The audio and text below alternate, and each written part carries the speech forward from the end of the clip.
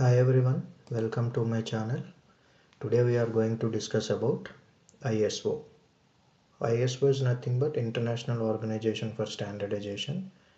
This video is specific to ISO IEC 27001-2022 standard requirements. It's nothing but your information security, cyber security and privacy protection. It's more into like how we are going to implement this standard in your organization. I'll explain you in detail step by step.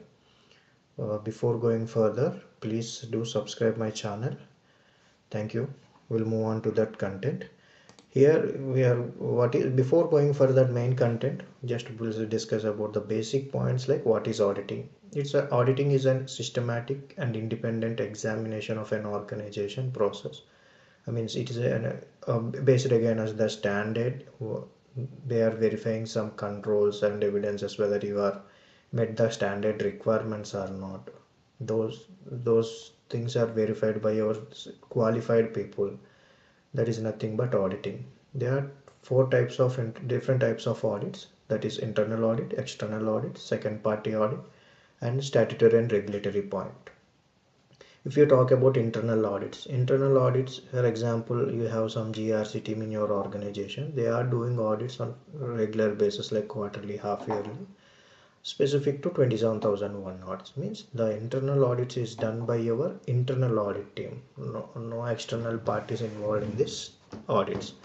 External audits are done by the external agencies like certification bodies. They done that audits by, for example, if you are going to implement 20,000 ITSM implementation in your organization. Okay, we approached one CB, they verify that one and they perform that audits on stage 1, stage 2 and make whether you are met the standard requirements or not. The team will verify and assess that entire end-to-end audit and they publish the result whether you achieved or not. Certificate recommendation is done by the third party. That is nothing but your external audits. Second party audits is nothing but you are providing some services to your customer. The customer approached one of that external audit agency and asked them to perform the 27,000 or 20K standard audit whether you are maintain and following the standard requirements or not. That will be verified by the second party audits on behalf of that company or that organization. Statutory regulatory audits is done by the legal team. Finance related audits, that is a different set of audits, is more into land of law, the statutory regulatory requirements. Everything is verified by this auditing. Yeah, what is ISO? ISO is an international organization for standardization. It is founded in February 23, 1947 and it's headquartered in Geneva, Switzerland. It's as of now published around 25,000 standards across the globe, different industries. I will name it few things in this video like safety, security, privacy, energy, quality and risk. These are the few areas where these standards are drafted. If we talk about security is nothing but 27,000 family talks about security and privacy related thing, and safety 45,000, energy quality talks about 9,001 and risk 31,000. Like that, different sectors, different standards drafted. And it is a non-governmental organization and across the globe people are working to drafting these standards. Different countries, they get some inputs and final version they released.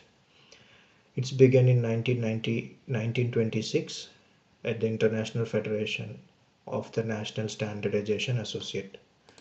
And moving on to the next slide, if you talk about this ISO IEC 27000 family of standards. If you talk about ISO 27001, it's nothing but what we are going to discuss in this video is information security management system. The current version is 2022.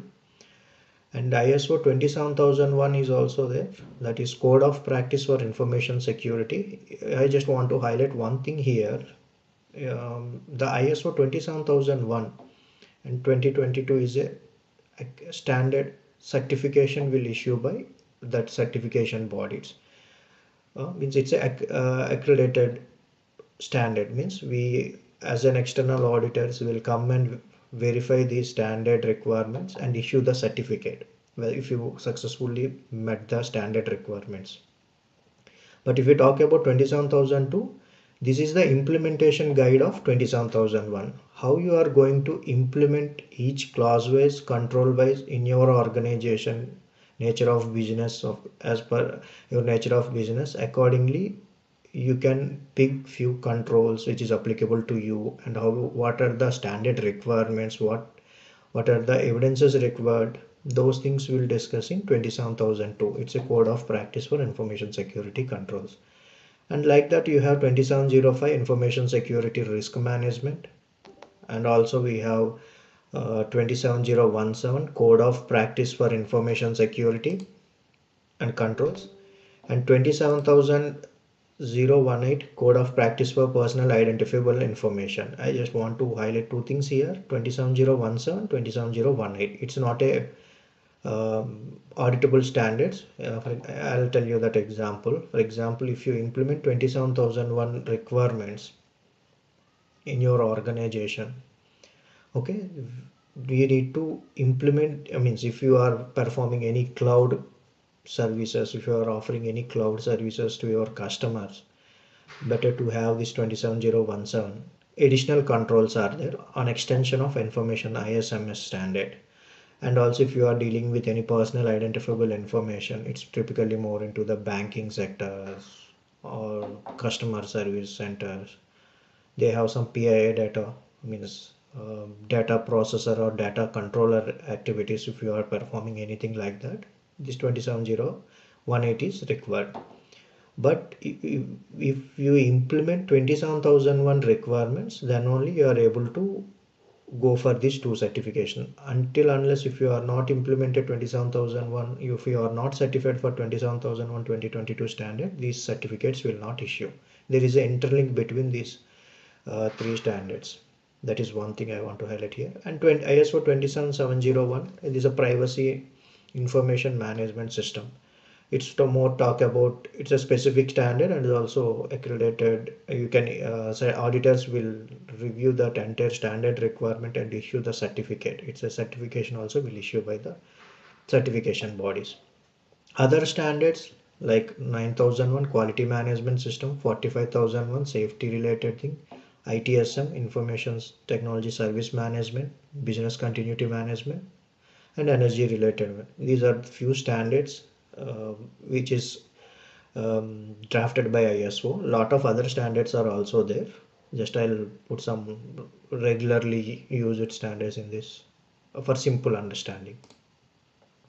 And then we are moving on to this IEC 27001 2022 clauses and controls requirement. Management system have clause 1 to 10 to implement the standard in your organization. Here I just want to bring to your highlight one thing here. Management system is nothing but your framework. 1 to 10 clauses are there, mandatory requirements these all are. Without these, if you are not implementing these things, we will certifications will not be recommended by that external auditors, because these management system controls are there in ISO 27001, 9001, PIMS, service management, 45001, 14001, energy management, all other standard. These management systems have clauses from 1 to 10, depends upon the standard. If you talk about 9001, it's more into quality management system. It's quality management system controls are there in the standard, but 1 to 10 is common for all the standards. Based on that, security, quality, safety and all those things are may vary.